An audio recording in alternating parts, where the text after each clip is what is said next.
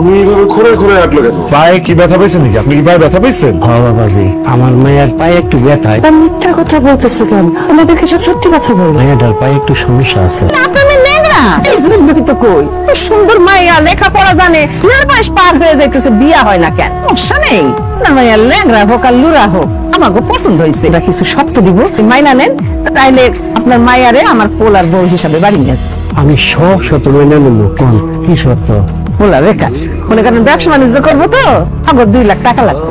ওনার আমার হুন্ডা চালানো যে সবটা হুন্ডা দিবেন। যে নতুন একটা কি মোবাইল বেরিয়েছে না, ওই মোবাইল আমার পোলারে দিবেন। আর মনে করেন মেয়ে জামাই হিসাবে একটা মোটা দেখে হাতের আংটি দিবেন। সংসারটা সাজানোর জন্য যা যা লাগে, মানে সমস্ত ফার্নিচার টার্নিচার দিয়ে সাজায় দিবেন। আর কানের, গলার, হাতের সব গয়না দিয়ে সাজায় দিবেন।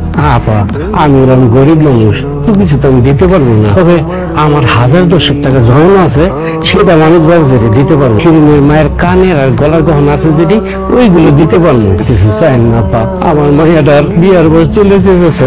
দয়া করে বিয়ের কথা ফাইনাল করেন আপা। কিসের বিয়ের কথা ফাইনাল করবো? হ্যাঁ, আপনি তো চাইতেছেন আপনার ল্যাংলা লোরা মাইয়াটারে আমার পোলার গলায় এমনি এমনি ঝুলাইয়া দিতে। এত সুন্দর পোলা, যেটা যেটা বলছি সেটা সেটা যদি দিতে পারে, বিয়া হইব, নাহলে হইব না। আমার আব্বা গরিব যেন আপনারা এত কিছু যৌতুক চাইতেছেন কোন জন্য? এই মুখ সামনে কথা বলে, কিসের যৌতুক চাইতেছি?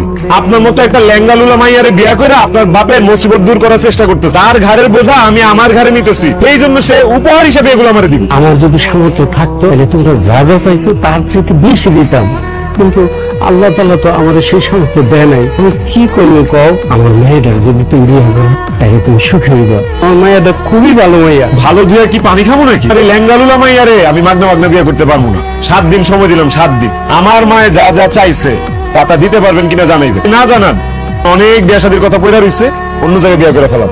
চলো।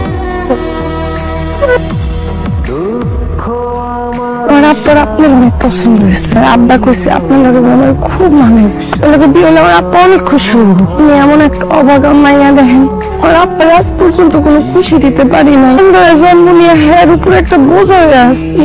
আপনার আমার আব্বা অনেক পছন্দ করছে, আপনার বিয়ে করেন। আব্বার এই ইচ্ছাটা আমি পূরণ করতে চাই। এতক্ষণ বিয়ে করবে না বলে আমার মাও আমারে কয়ে দিস, সে যা যা দাবি করছে সেগুলো না পাইলে আপনার আমার বিয়ে হবে না।